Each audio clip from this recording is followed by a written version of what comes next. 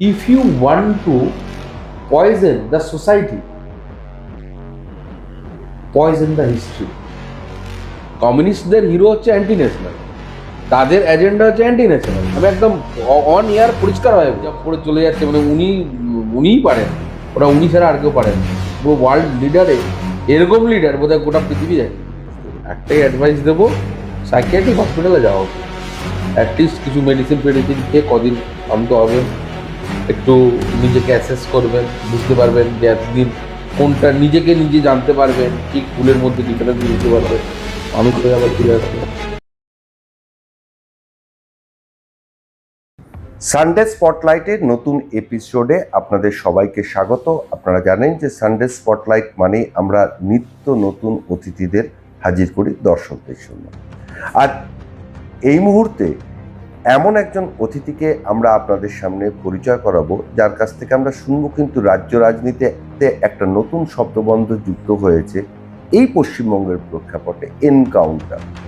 আর সেই বিষয়ে তার আইনগত দিক সবটাই বলবেন আজকে আমাদের সামনে উপস্থিত রয়েছেন এই অনুষ্ঠানে বিশিষ্ট আইনজীবী, কলকাতা হাইকোর্ট এবং সুপ্রিম কোর্টের বিশিষ্ট আইনজীবী ডক্টর সিদ্ধার্থ গোস্বামী। সিদ্ধার্থবাবু, আপনাকে সানডে স্পটলাইটে অনেক অনেক স্বাগত।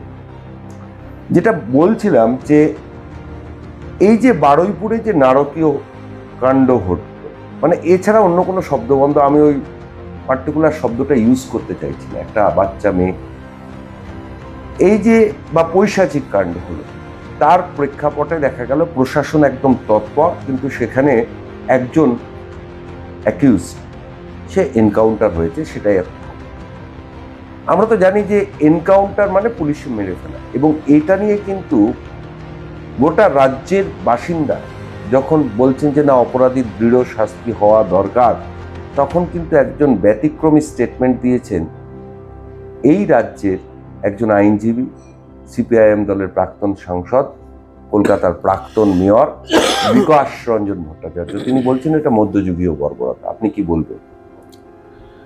প্রথমেই জানাই নমস্কার আপনাকে এবং সমস্ত দর্শকবৃন্দকে। হ্যাঁ, এটা তো আপনি সঠিকভাবেই বলেছেন, মানে যে ঘটনাটি ঘটেছে এটা একদমই মেনে নেওয়া যায় না, এটা এক পৈশাচিক ঘটনা। মানে যার জন্য ওই শব্দবন্ধটাই আমি বলছি। হ্যাঁ, মানে আমরা জানি না, ছোটবেলায় যখন আমরা পেপার পড়তাম তখন তো এত মিডিয়া, এত চ্যানেল, এত নিউজ মিডিয়া এত স্ট্রং ছিল না। তো এই ধর্ষণ শব্দটা হয়তো আমরা বছরে একবার বা কখনো হয়তো 10 বছরে একবার এরকম শুনতে পেতাম। মানে এখন তো দেখছি ডেলি পেপারে বা মিডিয়াতে বিভিন্ন রকম মানে ভিডিও, আর এই শব্দ কোথাও না কোথাও গিয়ে এটা আমাদের কনসিয়াসকে ট্রিগার করে দিচ্ছে, কোথাও না কোথাও গিয়ে এটা আমাদের মনুষ্যত্ব বোধকে ধাক্কা দিচ্ছে। তো ঘটনাটা তো নিন্দা কি, মানে ঘটনাটা তো মানে আমি জানি না, নিন্দা করলেও হয়তো কম হবে, মানে এটা নিয়ে আলোচনা করাই হয়তো, মানে আমি বলবো যে দুর্ভাগ্য যে আমাদের 2026-এ একটা শিক্ষিত সমাজে দাঁড়িয়ে আমাদের এইটা নিয়ে আলোচনা করতে হচ্ছে। এবার আপনি যেটা বললেন যে এনকাউন্টার, দেখুন এনকাউন্টার শব্দটার কিন্তু ব্যবহার এবং অপব্যবহার দুটোই আছে। অনেক ক্ষেত্রে এটার অপব্যবহার হয়েছে এবং অনেক ক্ষেত্রে এটার কিন্তু সৎ ব্যবহারও হয়েছে। Right of defence, private defence বলে একটি শব্দ আছে এবং সেটি সমস্ত নাগরিকের জন্য প্রযোজ্য। আজকে ধরুন আপনি আপনার কাছে একটা লাইসেন্স পিস্তল আছে, বা আপনি হয়তো রাস্তায় হাঁটছেন, আপনাকে হয়তো কেউ অ্যাটাক করলেন, আপনি হয়তো পাল্টা তাকে অ্যাটাক করলেন as a result of right of private defence. সে যদি মারা যায়, আপনাকে কিন্তু সেটা প্রমাণ করতে হবে যে এটা রাইট অফ প্রাইভেট ডিফেন্স, এবং আপনার এগেনস্টে কিন্তু কোনো রকম মামলা বা কোনো রকম কিছুই হবে না, মানে এটা কিন্তু কোনো পানিশেবল অফেন্স নয়। তো সুতরাং যে কোনো ল এনফোর্সমেন্ট এজেন্সি, সেটা পুলিশ হোক বা কোনো ফোর্সেস হোক, তাদের কাছেও কিন্তু এই রাইট অফ প্রাইভেট ডিফেন্সের কিন্তু একটা বড় ভূমিকা থাকে। এখন দেখুন, আমরা কিন্তু সাধারণ মানুষকে নিয়ে ডিল করি, একদম ঠিক, কিন্তু একটা যারা ল এনফোর্সিং এজেন্সি, একটা পুলিশ ও বা একটা আর্মির লোক, তারা কিন্তু ক্রিমিনাল দিয়ে ডিল করছে, এটা বুঝতে হবে। তাদের কিন্তু মন মানসিকতা সাধারণ নয়।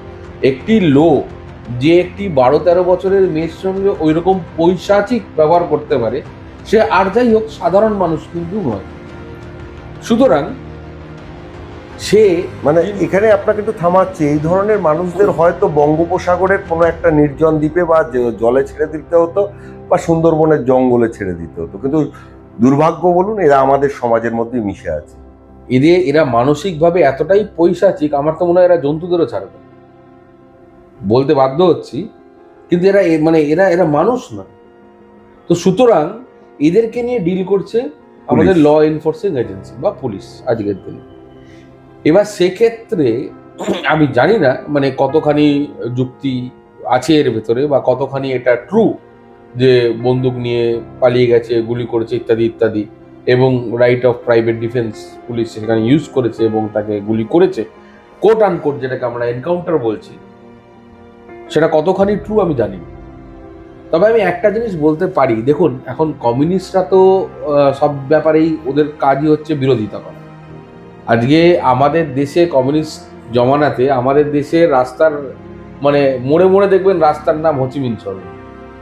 সেই হোচিমিন যে কলকাতাতে লেনিন সরণি, লেনিন সরণি, সে যে আমাদের হোচিমিন যে নেতাজিকে ধরিয়ে দিতে মানে সাহায্য করেছিল ব্রিটিশদের। তাদের কাছে হিরো হচ্ছে অ্যান্টি ন্যাশনাল, কমিউনিস্টদের হিরো হচ্ছে অ্যান্টি ন্যাশনাল, তাদের এজেন্ডা হচ্ছে অ্যান্টি ন্যাশনাল। আমি একদম অন ইয়ার পরিষ্কার হয়ে বলছি, কমিউনিস্টদের কাজই হচ্ছে একটা ক্লাস তৈরি করা, ক্লাসটার নাম হচ্ছে গরিব। এবং কমিউনিস্টরা সাকসেসফুলি বহু বছর যাবৎ সমাজকে বুঝিয়ে এসছে গরিব হওয়া ভালো।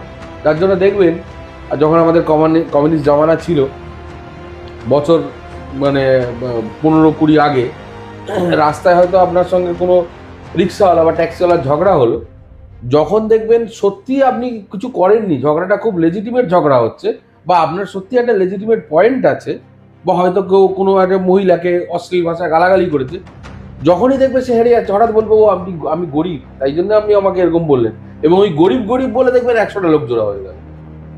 এই যে ক্লাস ডিফারেন্সিয়েশন, এটা কিন্তু আরো ডেঞ্জারাস। ধর্ম ডিফারেন্সিয়েশন কিন্তু প্রচুর ধর্ম আছে ভারতবর্ষে। হিন্দুইজম এটা আদৌ ধর্ম না ধর্ম না, এটা নিয়েও বড় ডিবেট আছে। It is a way of living, philosophy. Hindu Kush পাহাড়ের এই পাশে যারাই থাকতো, হিন্দু, মুসলিম, শিখ, ইসাই, সবাইকে হিন্দুস বলা। না, এটা একটা যাচ্ছি না আমি সেই দিকে। তো সুতরাং মানে এই ধর্ম কিন্তু অনেক বিভাজন, তারপরে তার কাস্ট, মুসলিমদের ভেতরেও কাস্ট, খ্রিস্টানের ভেতরেও কাস্ট, ছোট ছোট অনেক টুকরো। কিন্তু গরিব আর বড় লোক কিন্তু একটা ডেঞ্জারাস জিনিস, যার জন্য মানে আগমার্কা ক্লাসিফিকেশন। অ্যাবসলিউটলি, এ তো ব্রড ভাস্ট। সোসাইটিতে দুটোই সেক্টর আছে, একটা হয় গরিব আর একটা হয় বড় লোক। এই ক্লাসিফিকেশনটা করা, যার জন্যই তো কার্ল মার্কস তো ফালতু লোক নয়। Karl Marx is a philosopher. যার জন্য কার্ল মার্কসকে যখন জিজ্ঞেস করা হয়েছিল, you are Karl Marx, so how you feel as a Marxist, জিজ্ঞেস করা ছিল যে আপনি তো কার্ল মার্কস, তাহলে আপনি কি বলবেন, আপনার কি মনে হয় মার্কসিজম সম্বন্ধে? তখন কার্ল মার্কসের নিজের বক্তব্য এটা, I am Karl Marx but I am not Marxist. খুব অদ্ভুত ভাবে দেখুন, যিনি থিওরি দিলেন তিনি নিজে বলছেন আমি মার্কসিস্ট নই, অথচ তার থিওরি নিয়ে মানে এখানে আমাদের জেএনইউতে, দিল্লি ইউনিভার্সিটিতে বা যাদবপুরে দেখবেন গলা ফাটিয়ে মানে কি বলে উর্দি উতার দো, এই সেই হেনা তেনা, আমারা নেতা কাশ্যপ। ওদের আইডিওলজি হচ্ছে কাশ্যপ। ভাবুন, যে লিখেছে থিওরি, সে থিওরিটা কেন লেখা? সে নটটা খুব ভালো করে বাদ দেন। অবভিয়াসলি ব্যাপারটা দেখুন, ব্যাপারটা সুটটাইতে কখনো তার নোংরা দেখা যায়নি। অ্যাবসলিউটলি। কিন্তু সমস্যা হচ্ছে এইখানেই, সমস্যা হচ্ছে একটা সোসাইটিকে জিওপার্টাইজ করে দেওয়া। আজকে আপনি দেখুন, এই যে জেএনইউতে, এই যে মানে দিল্লি ইউনিভার্সিটি, বা ধরুন যাদবপুর ইউনিভার্সিটি, যারা গলা ফাটিয়ে মার্কসিজম নিয়ে বলে যাচ্ছে, আজকে আমি নাম নিচ্ছি না, আমাদের হাইকোর্টও, যারা গলা ফাটিয়ে মার্কসিজম নিয়ে একদম মানে গরিবের সরকার, গরিবের মানে জনতার দরদে একদম চোখ ছলছল করছে, 5 বছর বাদে দেখুন তো তারা কতজন ভারতবর্ষে আছে, সবাই তো বিদেশে চাকরি করতে যাচ্ছে। তাহলে এতই যদি তারা বড় মার্কসিস্ট, এতই যদি তাদের কাছে ইকুয়ালিটি মানে গরিব যেটা বলে জনদরদি, এত যদি সত্যিই তারা যদি মানুষের জনগণের হয়ে ভাবতো, তাহলে বিদেশে কেন চাকরি করতে যাচ্ছে? দিল্লি ইউনিভার্সিটির কটা ছেলে ভারতবর্ষে চাকরি করে, জেএনইউ এর কটা ছেলে ভারতবর্ষে চাকরি করে, বা যাদবপুরের বা যাদবপুরের কটা ছেলে ভারতবর্ষে চাকরি করে? আপনি বিকাশবাবুর কথা বলছেন, উনি কত টাকা ফিস ওনার? আমি সেই বিতর্কে যাচ্ছি না যে উনি অনেকের ফ্রিতে করেন, নমস্য ব্যক্তি, প্রণাম জানাই ওনাকে, ওনার জ্ঞানকে। কিন্তু আপনি যখন কমিউনিস্ট বলছেন, তো অ্যাজ এ কমিউনিস্ট আমি বলছি, ওনার কি ফিস কত? আমি জানি সবারই কাছেই অবগত ব্যাপারগুলো। তো সুতরাং এই যে একটা ফলস প্রোপাগান্ডা, না, উনি বলেছেন এটা একটা পৈশাচিক, এটা একটা আমি সেটাতে আসছি। তো সুতরাং এটা হচ্ছে যারা মধ্যযুগীয় যারা বর্বরতা। যারা মনে প্রাণে লোককে বোঝায় যে তারা কমিউনিস্ট, নিজে বোঝে কিনা জানি না, লোককে যারা মনে প্রাণে বোঝায় কমিউনিস্ট, যেরকম মানিক সরকার, বা আমরা ছোট থেকে জানতাম যে উনি 1 টাকাও নেন না, উনি শুধু রিক্সায় করে যান, পরে তো অনেক কিছুই বেরোলো, সে বিতর্কে আর আমি যাচ্ছি না। তো কার কত টাকা সুইস ব্যাংকে আছে সে নিয়ে যাচ্ছি না, জ্যোতি বসুর ছেলে চন্দন বসুর কি আছে সেই নিয়ে আমি যাচ্ছি না। তো এরা না কমিউনিস্ট। তো ব্যাপারটা হচ্ছে আমাদের ভারতবর্ষে কমিউনিস্ট কম, সিউডো কমিউনিস্ট বেশি। খাতায় কলমে প্রচুর নলেজ কিন্তু কমিউনিস্টদের, জ্ঞান কিন্তু বিশাল। দেখবেন মানে 25-30 লাখ টাকার গাড়ি চড়ছে কিন্তু কমিউনিস্ট, মন্দিরে যাচ্ছে কিন্তু কমিউনিস্ট।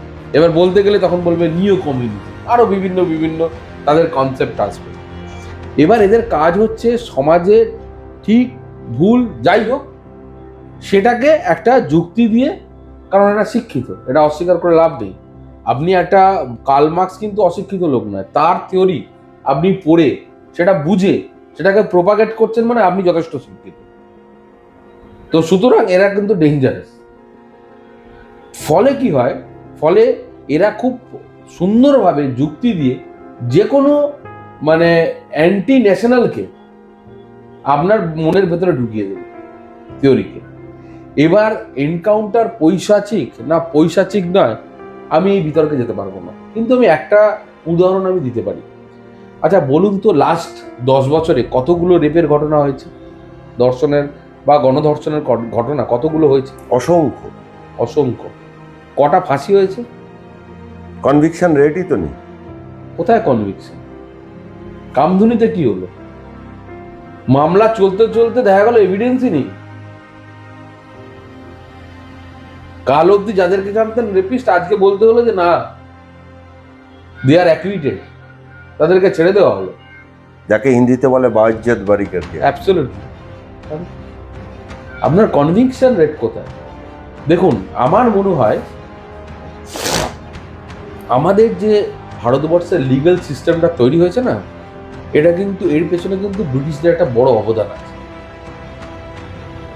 এবং আমি জানি না এটা বলার পরে আমি মানে আমার কি অবস্থা হবে জানি না, কারণ অনেকে হয়তো বলবে যে অ্যাডভোকেট হয়ে এরকম কেন কথা বলছে, বাট আমি ফ্যাক্ট বলছি, আমার যেটা এটা আমার ব্যক্তিগত মতামত সেটাই আমি বলছি। তো সুতরাং ব্রিটিশ আইডিওলজির কিন্তু একটা বিশাল প্রভাব কিন্তু ভারতীয় ন্যায় ব্যবস্থার ভিতরে আছে।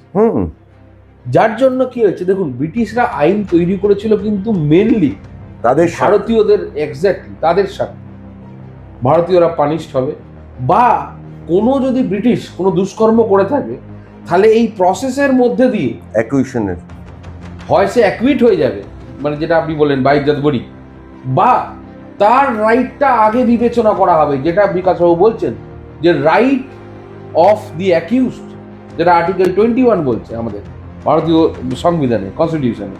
মানে কি? মানে হচ্ছে যে মরে গেল তার তো রাইট আছে, যে মারলো তার রাইটটা আগে তুমি এস্টাবলিশ করো। আপনি হিউম্যান রাইটস বলছেন, অদ্ভুতভাবে আমাদের একটি দেশ, অস্বীকার করে লাভ নেই, আমরা তো ডেভেলপ কান্ট্রি নয়, আমরা ডেভেলপিং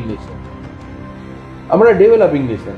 এখনো দেখবেন রাস্তায় গর্ত, এখনো দেখবেন মানে করাপশন হচ্ছে, অশিক্ষা আছে, প্রচুর মানুষ খেতে পাচ্ছে না। আমরা ডেভেলপিং নেশন, আমরা চেষ্টা করছি, দ্রুত অগ্রগতির দিকে আমরা এগোচ্ছি। কিন্তু যেগুলো ডেভেলপ নেশন, সেখানে দেখুন তো, সেখানে তো আপনার রাইট অফ প্রাইভেট ডিফেন্স, তারপর হচ্ছে আপনার এই আর্টিকেল 21, হ্যাঁ, রাইট অফ লাইফ, প্রত্যেক কটা লোকের যে অ্যাকিউজ তার, বা হিউম্যান রাইট কমিশন আসে না। সব কিছু কেন ভারতবর্ষে এসে চলে আসছে? ভারতবর্ষে যখন পাথর ছোড়া হয়েছিল একবার কাশ্মীরে, জম্মু কাশ্মীরে, তখন একজন মানে টেররিস্টকে সে গাড়িতে বাধা হয়েছিল বলে পুরো পৃথিবী চলে গেল human right commission, human shield, এই সেই। অনেক লোক তো হিউম্যান শিল্ডের মানেই জানতো না, সেই বোধহয় প্রথম শুনলে মানুষ হিউম্যান শিল্ড কাকে বলে। ছবিটা সেই সময় ভাইরাল হয়েছে, ছবিটা হিসেবে ভাইরাল হয়ে গেল এবং সেই আর্মি মেজরকে অ্যাপিয়ার করতে হলো, তার পানিশমেন্ট পর্যন্ত হলো। পরবর্তীকালে অবশ্য সেই পানিশমেন্ট উইথড্র হলো এবং ডিসিপ্লিনারি প্রসিডিং ড্রপ করে দেওয়া হলো, but he has to face the entire process of disciplinary proceeding. এবং ওই ঘটনার পরে দেখুন সেই সেনাবাহিনীর উপর পাথর ছোড়া কিন্তু বন্ধ হলো। পাথর ছোড়া বন্ধ। আরে ওরা কি করে বেরোবে? শয়ে শয়ে লোক পাথর ছুটছে, ওকে তো বেরোতে হবে। তো যারা পাথর ছুটছে তাদের জন্য হিউম্যান রাইটস রয়েছে, আর যে তার পাথর সংসার খাচ্ছে, যে তার সংসার বাচ্চা ছেলে মেয়েকে ফেলে দিয়ে আমাদের স্বার্থে বর্ডারে গিয়ে দাঁড়িয়ে পাহারা দিচ্ছে, তার জন্য হিউম্যান রাইটস নেই, তার জন্য কমিউনিস্ট আছে। এইখান থেকে আমার একটা সাধারণ প্রশ্ন হচ্ছে, আপনি ভুলে যান আপনি একজন কাশ্যপ, হ্যাঁ, ভাইরাল হয়ে গেল, চোখ দিয়ে জল পড়ছে, লোকে কাঁদতেও শুরু করে দিল, লোকে সে দেখে কাঁদতে শুরু করে দিল, বাচ্চা বাচ্চা ছেলেরা মোমবাতি মিছিল করলো কাশ্যপকে নিয়ে। কত লোককে মেরেছে সে যদি এতই ভালো লোক হচ্ছে, করেছে নাকি? মানুষকে মেরেছে, মাস কিলিং করেছে, এবং সচেতন ভাবে মাস কিলিং করেছে। তার অডিও রেকর্ড শুনলে, তার যে অডিও রেকর্ড সেটা যদি শোনেন, গায়ের মানে লোম খাড়া হয়ে যাবে।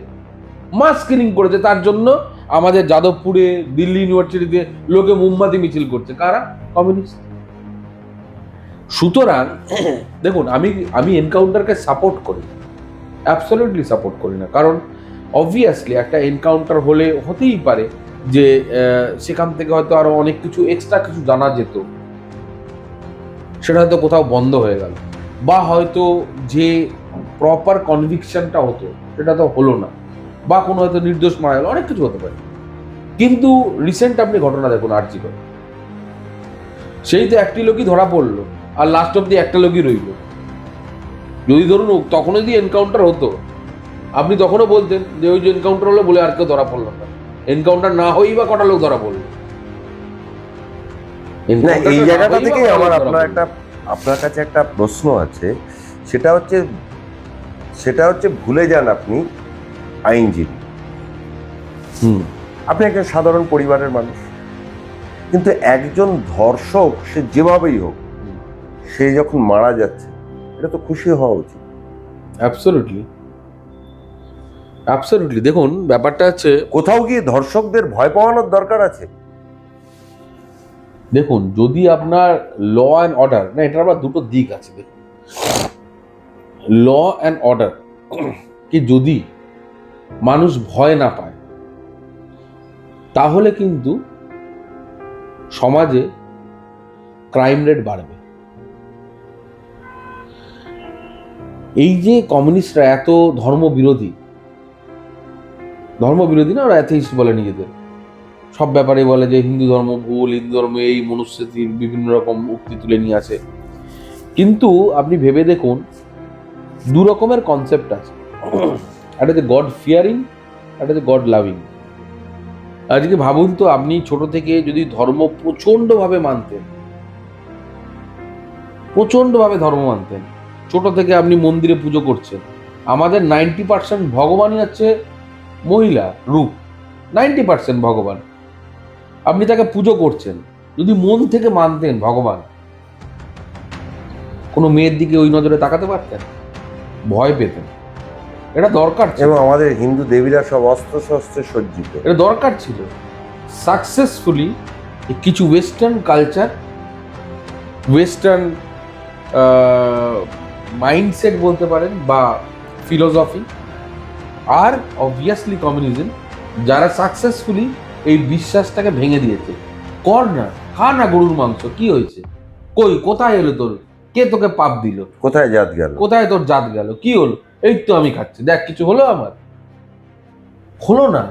কিন্তু আপনি সাকসেসফুলি একটা সমাজের, বিশ্বাস, একটা কমিউনিটির যে শিরদাঁড়া, যে ব্যাকবোন, যার জন্য সেই সমাজটা রান করছে, সিভিলাইজেশন, সেটা ভেঙে দিলেন। কালকে ও গরু কেন খাবে? কালকে ও রেপও করবে, জানে যে কিছু হবে না। যে পারভার্ট মেন্টালিটির কালকে গিয়ে সেই নোংরা কাজটাও করে আসবে, জানে তো কিছু হবে না, পাপ পুণ্য বলে কিছু নেই, ভগবান নেই। হ্যাঁ, তুমি অ্যাথেইস্ট হতে পারো, ডেভেলপড কান্ট্রিতে প্রচুর অ্যাথেইস্ট, কিন্তু ডেভেলপড কান্ট্রিতে তার যে অ্যাডমিনিস্ট্রেশন সেটা মারাত্মক স্ট্রং। আমরা ভারতবর্ষে একটা ডেভেলপিং কান্ট্রিতে সেই অ্যাডমিনিস্ট্রেশনকে দিতে পারবো, এটা সবচেয়ে বড় প্রশ্ন।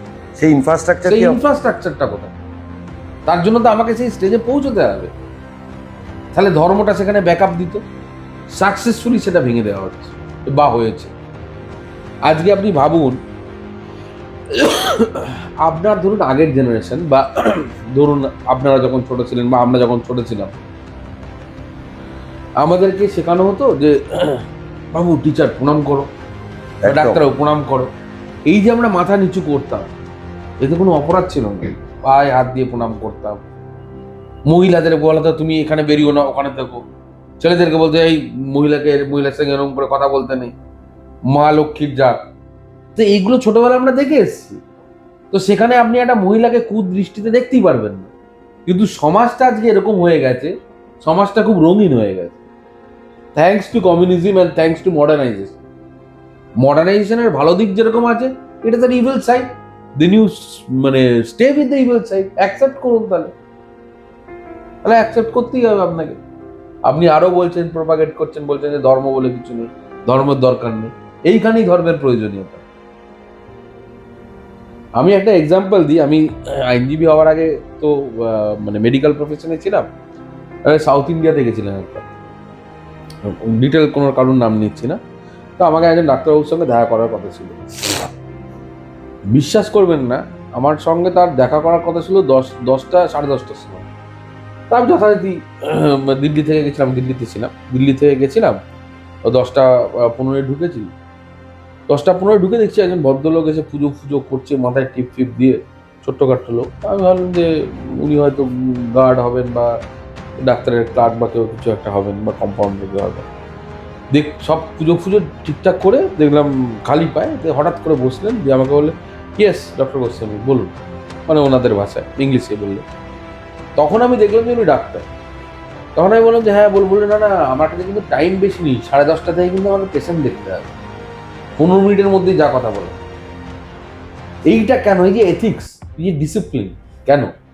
কারণ ওরা ভগবানকে হয় ভালোবাসে বা ভয় পায়। যাই হোক, আমি সেই জায়গায় যাচ্ছি না, ভালোবাসা না ভয়, কিন্তু যেটাই হোক, যেহেতু ওরা প্রচণ্ডভাবে ধর্মকে বিলিভ করে, ওদের ভেতরে সেই এথিক্সটা রয়ে গেছে।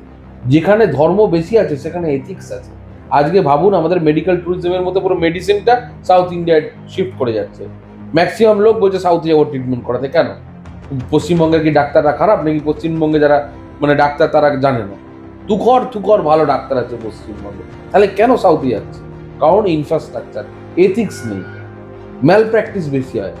যেখানেই আপনার ধর্ম কম থাকবে, রিলিজিয়ান কম থাকবে, বিলিফ কম থাকবে, বিশ্বাস কম থাকবে, সেখানেই আপনার করাপশন বেশি থাকবে। এখানে একটা পুলিশ ঘুষ খেতে ভয় পাবে না। কিন্তু যদি ধর্ম বেশি থাকতো পাপ হবে, ভয়। এই যে পাপের ভয়, ধর্মের ধারণের ভয়, এখান থেকে আমার একটা প্রশ্ন আছে আপনার কাছে, যে আপনি অনেকগুলো সরকার দেখলেন আমাদের। আগের মমতা ব্যানার্জির সরকারও দেখেছেন, তার প্রশাসন পরিচালনা দেখেছেন, আর নতুন সরকার সবে 2 মাস হয়ে নতুন সরকারকেও দেখছেন। কোথাও কি একটা তুল্যমূল্য আলোচনা করতে পারবেন দর্শকদের? একটা মানে আপনি তো হাইকোর্টে দাঁড়িয়ে এই 2 সরকারের এফেক্ট তো সামলান, 2 সরকারের আমলের মানুষদেরকে দেখেন, তাদের সমস্যা নিয়ে দেখেন, কোথাও কি একটা পার্থক্য চোখে পড়ছে? দেখুন, ব্যাপারটা হচ্ছে এখন তো সবে হচ্ছে 2 মাস। সরকার যখন চেঞ্জ হয়, প্রত্যেক কটা সরকারের তার নিজস্ব কিছু আইডিওলজি থাকে। প্রত্যেক কটা, যদি এখন আইডিওলজি কম, এখন কালকে রাম, তারপরে বাম, তারপরে শাম, সব তো এত তাড়াতাড়ি সব সিভিল চেঞ্জ করে আইডিওলজি কার ভিতরে কতটা আছে বলা খুব মুশকিল। বাট আদারওয়াইজ যে কোনোই মানে পলিটিক্যাল পার্টি থাকে, যেরকম কমিউনিস্টদের একটা আইডিওলজি, বিজেপি বা বিজেপির যারা এলাই তাদের একটা আইডিওলজি, কংগ্রেসদের একটা আইডিওলজি, ইউজুয়ালি তারা একটা আইডিওলজি থাকে কম বেশি। তো আপনি যদি টিএমসির সঙ্গে বিজেপিকে তুলনা করেন, তো এখন কিন্তু তুলনাটা খুব নেসেন্ট স্টেজ। কারণ 2 মাসের ভেতরে হয়তো সেই লোকগুলো কাজ করছে যাদের ভেতরে হয়তো অনেক রিজেন্টমেন্ট ছিল। দেখুন, 15 বছরে পশ্চিমবঙ্গে কি অরাজকতা হয়েছে আর কি র্যাম্প্যান্ট চুরি হয়েছে সেটা পুরো আমাদের দেশ দেখছে। সুতরাং সেখানে কে ঠিক কে ভুল বলার কোনো অবকাশ রাখে না। আজকে মানুষ দেখতেই পাচ্ছে কি হচ্ছে আর কি না হচ্ছে, সবাই জানে। ফ্যাক্টস বলে লাভ নেই, সবারই কাছে সব কিছুই অবগত। কিন্তু যেটাই হয়ে থাক, চুরিগুলো তো প্রাতিষ্ঠানিক চুরি। এরকম তো হলো না যে একটা মন্ত্রী গেল, বর্ডারে দাঁড়িয়ে রইলো, 4টে গরুকে বের করে দিল, চুরি হয়ে গেল, তা তো হলো না। এগুলো প্রাতিষ্ঠানিক দুর্নীতি। এই দুর্নীতিতে আমলা, নেতা, মন্ত্রী, পুলিশ সবাই কম ইনভলভ, বেশি ইনভলভ। সবাই কম বেশি ইনভলভ থাকে। তো এই ইনভলভমেন্টটা যখন হয় তার মানে পুরো সিস্টেমের ভেতরে করাপশন রয়েছে। তো যে পুরো সিস্টেমটাতে করাপশন অলরেডি রয়েছে, 15 বছর ধরে সে বসে বসে পয়সা খাচ্ছে, সে হঠাৎ 2 মাসে চেঞ্জ হয়ে যাবে? মানে 2 মাসে মানে তো বোধহয় রামকৃষ্ণ বিবেকানন্দকেও বিশ্ব দর্শন করাতে পারে। 2 মাসে একটা পুলিশ অফিসার বা একটা আইএএস আইপিএসকে বা আধিকারিককে শুভেন্দু অধিকারী বিশ্ব দর্শন করিয়ে দেবে? আমি জানি না, তাহলে ওনাকে রামকৃষ্ণ হতে হবে। 2 মাসের মধ্যে অ্যাব্রাপ্ট চেঞ্জ মনে হয় না এটা মানুষের মধ্যে দেখবে। বাট মানুষের ভেতরে এক্সপেকটেশন যেহেতু প্রচুর হাই। না, বলেন একটা কথা যে মর্নিং শোজ দ্য ডেজ, তো এই সরকারের মর্নিং তো হয়ে গেছে। মর্নিং হলেও মর্নিংয়ে দেখুন ব্যাপারটা আছে যে এক্সপেকটেশন মানুষের প্রচুর হয়। হ্যাঁ, obviously morning shows the day, ওই জন্য মানুষের এক্সপেকটেশন চরম। ধর্ষণ হবে কেন? একদম এক্সপেকটেশন চরম। বন্দুক ছিনিয়ে নেবে কেন? এনকাউন্টার করতে হবে কেন? অবভিয়াসলি এক্সপেকটেশন প্রচুর। কোথাও কোথাও এনকাউন্টার হয়েছে, ভালো হয়েছে, যাক বাবা একটা লোক দোষী শাস্তি, হ্যাঁ, লোকে আনন্দ আনন্দ পাচ্ছে। মানে মানুষ এখন চায়, অ্যাকশন চায়। The society needs results, ইম্পেকেবল results which can be seen, যেটা চোখে দেখা যায়। কাগজের রেজাল্ট আর মানুষের দরকার নেই, না ভিজুয়ালাইজ করতে পারে। ভিজুয়ালাইজ করতে চাইছে। আজকে সমাজকে বুঝতে হবে।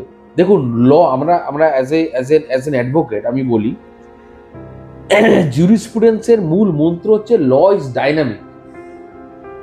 যার জন্য সমকামী তো আমাদের ধর্মে ছিল না কোনোদিন, না, আইন বিরোধী ছিল, আজকে সেটা অ্যালাউড। অ্যাডাল্টারি একসময় ক্রিমিনাল অফেন্স ছিল, এখন সেটা অ্যালাউড। এখন সেটা অ্যালাউড। মানে কি, ল ডাইনামিক। আপনাকে সমাজ সোসাইটি বুঝে এগিয়ে যেতে হবে, সেটাই আইন। জুরিসপ্রুডেন্স তো তাই বলে। তো আপনাকে সাধারণ মানুষের পালসটাও বুঝতে হবে।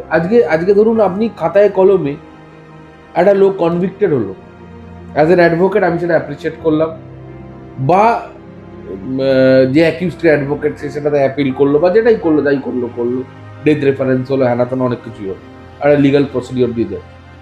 মানুষ আজকে ওই কাগজটা দেখতে, মানে ওই আপনি পেপারে লিখলেন হ্যাঁ কনভিক্টেড হলো, মানুষ তাতে খুশি হচ্ছে না। মানুষের এক্সপেকটেশন আজকে অনেক হাই। 15 বছর ধরে একটা সমাজ অপ্রেসড হয়েছে, অত্যাচারিত হয়েছে। তারা চাইছে যে হ্যাঁ, মানে সেই ইস্ট জার্মানি আর ওয়েস্ট জার্মানির পাঁচিল ভেঙে যাওয়ার মতো। তারা চাইছে যে হ্যাঁ আমরা স্বাধীন হয়ে গেছি। আজকে ধরুন পশ্চিমবঙ্গে মানে অনাচারের পাঁচিল মানে ভেঙে। আজকে পশ্চিমবঙ্গে যখন বিজেপি সরকার হলো, মনে হচ্ছে মানে পুরো পশ্চিমবঙ্গ হয়তো স্বাধীনতা পেল, মানে এইরকম একটা ফিল। বেশ কয়েকদিন ছিল এই ফিলিং, মানে এরকম একটা ফিলিং, মানে আমি দেখছিলাম, মানে ভালোই লাগছিল। বেশ কিছু লোক তো মনে করছে যেন কালকেই একদম মানে পশ্চিমবঙ্গে মানে কয়েক হাজার ইন্ডাস্ট্রি তৈরি হয়ে যাবে, কালকেই একদম রাস্তার ওপর দিয়ে হেলিকপ্টার আর প্লেন দৌড়বে, কালকেই সবারই চাকরি হয়ে যাবে। মানুষ এরকম ফিলিংস, এক্সপেকটেশন। তার মানে মানুষ কতটা অত্যাচার সহ্য করেছে। এবার অত্যাচারটা কে করেছে? শুধু কি নেতা মন্ত্রী? নেতা মন্ত্রী তো কতগুলো এমএলএ, কতগুলো এমপি, অতজন মিলে তো আমাদের 8-9-10 কোটি লোককে তো অপারেশন করতে পারবে না। তাহলে থ্রু আধিকারিক, পুলিশ, অ্যাডমিনিস্ট্রেশন। সেই অ্যাডমিনিস্ট্রেশন রাতারাতি চেঞ্জ হতে গেলে তাহলে পুরো অ্যাডমিনিস্ট্রেশনকে সাইডে বসিয়ে দিয়ে কোন অন্য স্টেট থেকে নতুন অ্যাডমিনিস্ট্রেশন, এটা তো সম্ভব নয়। তো সুতরাং সেই কম্পারিজন আমি করতে পারবো না। বাট হ্যাঁ, কিছু কিছু সময় বক্তৃতা থেকে বোঝা যায়। আপনি ধরুন এই ধর্ষণ কাণ্ডেই বলি, মমতা ব্যানার্জি বা আমাদের আগের যিনি মুখ্যমন্ত্রী ছিলেন, ওনার স্টেটমেন্টগুলো দেখুন আর আমাদের এই সরকারের স্টেটমেন্টগুলো দেখুন, তখনই আপনি ডিফারেন্সিয়েট করতে পারবেন যে সরকারটা অনেকটা আলাদা, যে মানুষের ফিলিংসটাকে প্রাধান্য দেওয়া হচ্ছে। আগের সরকার রেপকে বলছে ওটা রেপ নয়, ছোট ওটা ঘটনা। ওটা ছোট ঘটনা, বা ওটা কোনো লাভ অ্যাফেয়ার। লাভ যে ও লাভ অ্যাফেয়ার না, মেয়েটি প্রেগনেন্ট ছিল, এরকম এরকমও বলেছে। এই সরকার বলছে যে না, এটা ছোট ঘটনা না, এটা বড় ঘটনা। উপযুক্ত শাস্তি। তো এই ছোটখাটো ডিফারেন্স গুলো তো চোখে পড়ছেই, সাধারণ মানুষেরও চোখে পড়ছে। না, আমার একটা প্রশ্ন আছে, এই যে হাইকোর্টে সমস্ত তৃণমূল জামানার কথা বলছি, এই যে হাইকোর্টে উকিল বাবুদের যে একটা ভীষণ তৃণমূলের লিগাল সেলের যে দবদবা ছিল বলে একটা সময়, এখন পরিবর্তনের পরে সেই হাইকোর্টের কি চেহারাটা একটু বদলেছে? দেখুন, ব্যাপারটা হচ্ছে আইনের পথে চলে, ঠিক আছে, দবদবা বলে কিছু ব্যাপার নেই। ব্যাপারটা হচ্ছে, ধরুন তখন হয়তো যারা তৃণমূল করতেন তারা স্টেটের হয়ে মামলা করতেন, স্টেটকে বাঁচানোর চেষ্টা করতেন, কিন্তু টিএমসি জমানাতেই তো সব করাপশনগুলো কোর্ট ধরল। সুতরাং এখন একজন আইনজীবী গিয়ে আরেকজন আইনজীবীকে আটকালেন, মামলা করতে দেবেন না, সেটাকে দবদবা বলা যায় কিনা আমি জানি না। হ্যাঁ, সেইটা না, আমরা তো দেখতাম যে সেইটা হয়তো হাইকোর্টে ছিল, বা হয়তো কোনো জজ সাহেবের বাড়ির সামনে গিয়ে পোস্টার মারা, সেগুলো হয়তো ছিল। এই তৃণমূল জামানাতেই আমরা দেখেছি জাস্টিসের, হাইকোর্টের জাস্টিসের খুব আনফরচুনেট, খুব আনফরচুনেট, একটা শিক্ষিত সমাজে ভেরি আনফরচুনেট। একজন জাজ, আমাদের আইন ব্যবস্থা কি বলছে, তোমার যে কোনো জাজমেন্ট পছন্দ নাই হতে পারে, অ্যাপিল করো, তার জন্য প্রভিশন আছে, সেই জন্যই আইন। অ্যাপিল কর, সেখানে গিয়ে জাজের বাড়িতে পোস্টার, খুব আনফরচুনেট। হ্যাঁ, সেই জিনিসগুলো নেই। না এই প্রবণতাটা যদি আপনি একটু, আমরা যদি একটু দর্শকদের বলি, যে সেই মনে আছে বিমান, তখন বামেদের সরকার ছিল, বিমান বসুর একটা কল ছিল, অমিতাভ লালা বাংলা ছেড়ে পালা, একদম। যার জন্য বিমান বসুকে গিয়ে আদালতের কাছে একদম ক্ষমা চাইতে হয়েছে, নিঃস্বার্থ ক্ষমা চাইতে হয়েছে। ক্ষমা চাইতে হয়েছিল, এটা অনেকে জানে না। ফলে কলটা কিন্তু এসেছিল সেই বামেদের থেকে। অ্যাবসলিউটলি। আপনি ভাবুন, আজকে আপনার এই যে অমিতাভ লালা, ওনার জাজমেন্ট, কত ভালো ভালো জাজমেন্ট আছে, আপনি সেটাকে মানে এক সেকেন্ডে সেটার ক্রেডিবিলিটি জিরো করে দিচ্ছেন কেন? আপনি নেতা, আপনি লেজিসলেটর, আপনি পলিটিক্স করেন, রাজনীতি করেন, রাজনীতির ময়দানে করুন না। আপনার যদি কোনো জাজমেন্ট, যদি কারোর কোনো বক্তব্য, কোনো কমেন্ট ভালো না লাগে, তার এগেনস্টে আপনার তো প্রসিডিওর আছে, আপনি প্রপার জায়গায় সেটাকে এসকালেট করুন।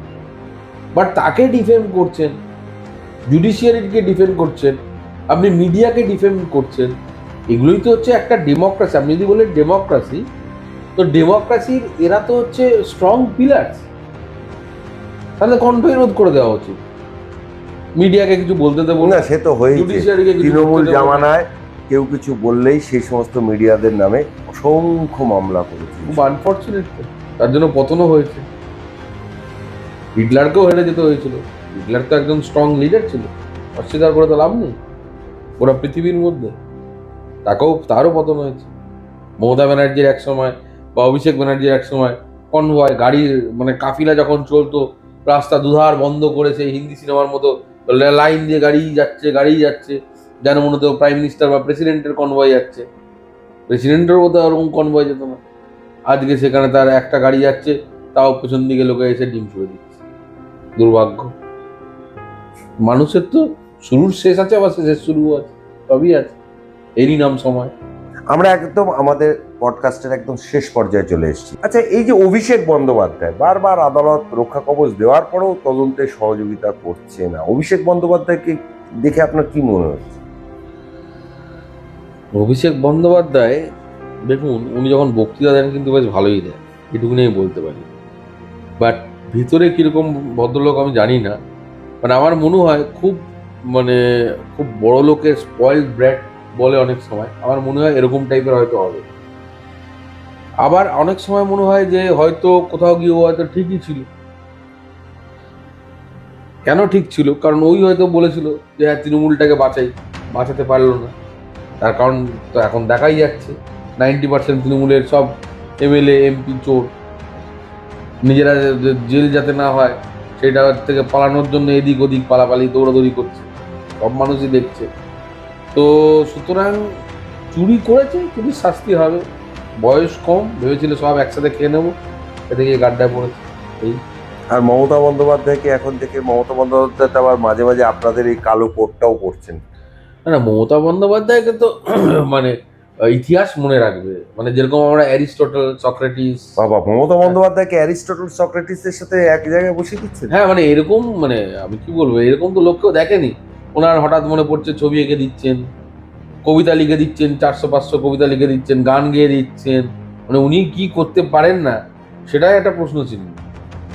উনি কি পারে না, কি পারেন না সেটা উনিও জানেন না হয়তো। কি পোটেন্সিয়াল, বাপরে বাপ! তখন হেঁটে যাচ্ছেন তো হেঁটেই যাচ্ছেন, তো যা কোনো চপ ভেজে দিচ্ছেন, বলছেন যে পশ্চিমবঙ্গে সবাই চাকরি করে লাভ নেই, সবাই চপ বিক্রি করবে। ওনার মানে ইনোভেটিভ আইডিয়া। ওনার ব্রেনটা যেরকম আইনস্টাইনের ব্রেন নিয়ে রিসার্চ করা হয়েছিল, ওনার ব্রেন নিয়ে রিসার্চ করা হতো যে কী মেটেরিয়াল দিয়ে তৈরি। আমার তো মাঝে মাঝে মনে হয় মানে উনি হয়তো অন্য গ্রহের লোক, ভুল সময় ভুল জায়গায় জন্ম গেছে। ওদের ব্রেনটা নিয়ে কালচার করা হতো, সাধারণ মানুষই নয় উনি। মাঝে মাঝে মানে যা পারছে তাই বলে যাচ্ছে। রবীন্দ্রনাথকে মাঝে মাঝে তো নিজের বাবাকে কখনো বলছে যে স্বাধীনতা সংগ্রামী, তারপরক্ষণেই বলছে যে বাংলাদেশে থাকতো, তারপরে দেখছি হিজাব পরে চলে যাচ্ছে। মানে উনিই পারেন, ওরা উনি ছাড়া আর কেউ পারেন না। পুরো ওয়ার্ল্ড লিডারে এরকম লিডার বোধহয় গোটা পৃথিবী দেখে। সক্রেটিসের পাশে ওনার একটা ছোট্ট মূর্তি সাইডে রেখে দেওয়া উচিত ফর রেফারেন্স। যেরকম হয় না, রাবণ না থাকলে রামের মাহাত্ম হতো না, ঠিক সেরকম ওনার একটা মূর্তি রেখে দেওয়া উচিত। মমতা বন্দ্যোপাধ্যায়ের প্রতি আপনি তো একজন লিগাল কনসালটেন্ট, কি অ্যাডভাইস থাকবে? মানে ধরুন এই পডকাস্টটাও কোনোভাবে চলে গেল, কি অ্যাডভাইস দেবেন? একটাই অ্যাডভাইস দেবো, এখন তো মানে হিমালয়তেও শান্তি নেই, সব বাইকার ফাইকাররা চলে যাচ্ছে, যে উনি গিয়ে ওখানে বসবেন, একটু শান্তভাবে নিঃশ্বাস নেবেন, সেটাও পারবেন না। সাইকিয়াট্রিক হসপিটালে যাওয়া উচিত। অ্যাটলিস্ট কিছু মেডিসিন ফেডিসিন খেয়ে কদিন শান্ত হবেন, একটু নিজেকে অ্যাসেস করবেন, বুঝতে পারবেন যে একদিন কোনটা, নিজেকে নিজে জানতে পারবেন, ঠিক ভুলের মধ্যে ডিফারেন্স বুঝতে পারবেন, মানুষ হয়ে আবার ফিরে আসবেন। একদম মানে যে প্রশ্নটা না করলে আপনার সাথে আজকে এই পডকাস্টটা আমাদের অসম্পূর্ণ থেকে যাবে, সেটা হচ্ছে যে দেখুন, যেভাবে একটা বঙ্গ সন্তানের কৃতিত্বকে ভুলিয়ে দেওয়ার চেষ্টা করেছিলেন, মানে এই সমাজের মধ্যে থেকে চেষ্টা করা হয়েছিল যে বীর বঙ্গ সন্তান, যার জন্য আমি আপনি আজকে এই নিউ টাউনের মতো জায়গায় পশ্চিমবঙ্গে বসবাস করছি। যেভাবে ডক্টর শ্যামাপ্রসাদ মুখোপাধ্যায়ের অবদান, কন্ট্রিবিউশন ভোলানোর চেষ্টা হয়েছিল গোটা দেশ জুড়ে, বিশেষ করে পশ্চিমবঙ্গে কোনো মুখ্যমন্ত্রী, তারা যে দলেরই থাকুন না কেন, তার গলাতে কোনোদিন মাল্যদান পর্যন্ত করেন। সেই জায়গায় দাঁড়িয়ে এবার শ্যামাপ্রসাদের বাংলায় বিজেপির সরকার। দেখুন, আমরা ছোটবেলায় পড়েছিলাম,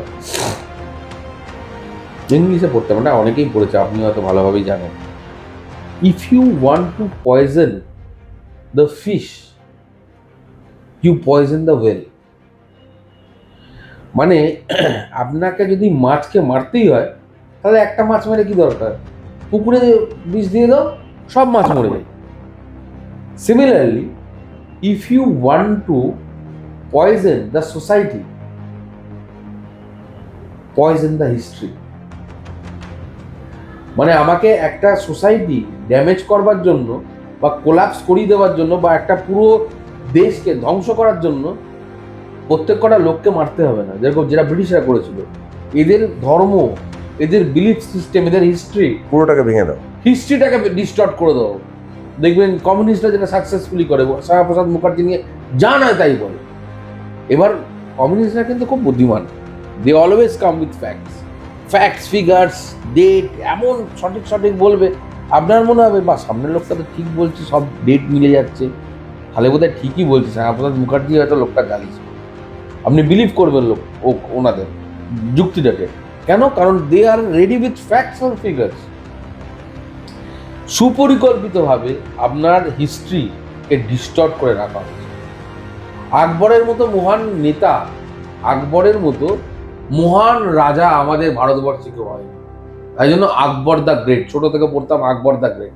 কিসের গ্রেটনেস আছে? একটা মুসলিম জেহাদি, কিসের গ্রেটনেস আছে ওনার?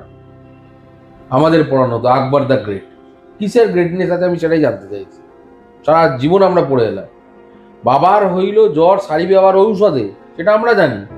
অথচ পাল ডাইনেস্টির পর চোলা ডাইনেস্টি, নাকি চোলার আগে পাল, সেটা জানি না, যেটা আমাদের অরিজিনাল। যেখান থেকে আমাদের উৎস।